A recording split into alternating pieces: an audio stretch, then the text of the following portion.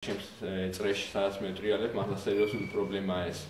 ტოტალიზატორი და აზარტული თამაშები და ყველაზე უფრო ცუდი ისაა ალბათ, რომ ერთი ადამიანის ტრაგედიას მოყვება სხვა ბევრის, ანუ ითრევს იმ საზოგადოებას, რომელიც ამა თუ იმ ბავშვის ირგვლივაა შეკრებილი, რომელსაც შეექმნება ეს პრობლემა და ანუ მართლა სერიოზული პრობლემაა უკვე საკმაოდ გადგმული ფესვი, ასე რომ ვთქვა და ალბათ რაღაც მონიციპალიტეტი საჭირო არის. და უნდა ვთქვა, რომ აი თანხის წაგების შემთხვევაში ადამიანს უფრო მეტი სულვილი უჩნდება, რომ კვლავ მივიდეს ტოტალიზატორში და გარკვეული თანხა დადოს. ჩემს ირგვლივ ბევრი არა, არის რამოდენიმე ადამიანი, რომელიც ტოტალიზატორში დადის, თამაშობს, უფრო მეტი წაუგიათ, ვიდრე მოუგიათ და ძალიან თვითონ სულიერად დაზარალებულან, აი ოჯახები დაუზარალებიათ, ირგვლივ ნათესავები, მეგობრები, ძალიან ბევრი ადამიანი დაზარალებულა თავისი ცუდი ქცევით.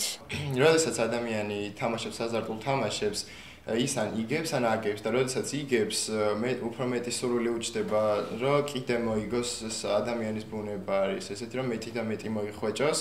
ამიტომ ვცდილობს, რომ კიდე დადოს მაგალითად ფული, რომ მეტი მოიგოს, მაგრამ როდესაც აგებს, ეს წაგება ხშირად ბევრად აღემატება მოგებულ თანხას.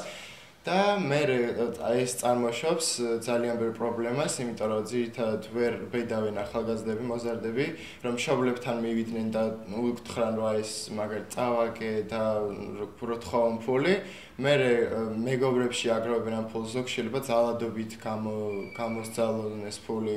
ტოტალიზატორში უფრო მეც აგებ, ვიდრე იგებ და ეს არ ვიცი, ძალიან ცუდია და ვინც დაოჯახებულია და რამე ყველა ვინც თამაშობს ტოტალიზატორს იწევს ოჯახის დანგრევას. მე თვითონ გამომიცდია ეს, მამაჩემი თამაშობდა ხოლმე ტოტალიზატორს, მაგრამ ეხლა უკვე დაანება.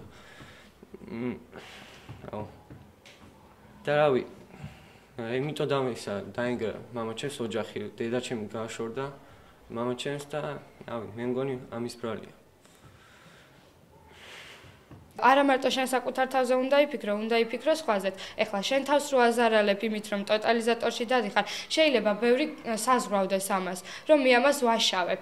მაგრამ ეს მარტო ჩემ თავს აზარალებს, ხო, მაგრამ როდესაც განსაზღვრავ იმას, ანუ შენ ადამიანი სხვას როგორ უშავებ ამით, ანუ შენი მშობლები ნერვიულობენ იმაზე, რომ ტოტალიზატორში ფულს ხარჯავ, სულიერად ღარიბდები ამით და ნერვიულობენ ისინი. უნდა იფიქრო იმაზე, რომ მშობლებმა გაგაჩინეს და მოგცეს იმის უფლება, რომ ამ ცხოვრებაში მოსულიყავი. რატომ უნდა აწყენინო იმათ? რატომ უნდა გააკეთო ისეთი რაღაც, რაც იცი, რომ აი ამით ჩემი დედა და მამა გამიბრაზდებიან, ეწყინებათ უფრო სწორად. ეს რატომ უნდა გააკეთო თუ იცი, რომ ეწყინება, ხო?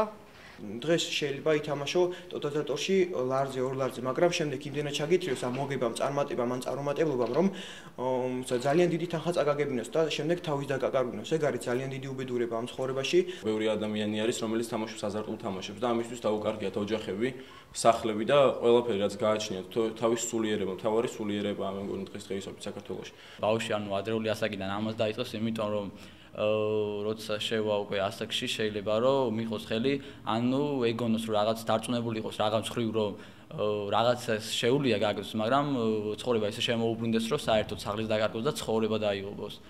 და ამას მე 1000 უბედურება, თვითმკვლელობა, ქურდობა და ძალიან ბევრი უბედურება შემოყვეს ამას.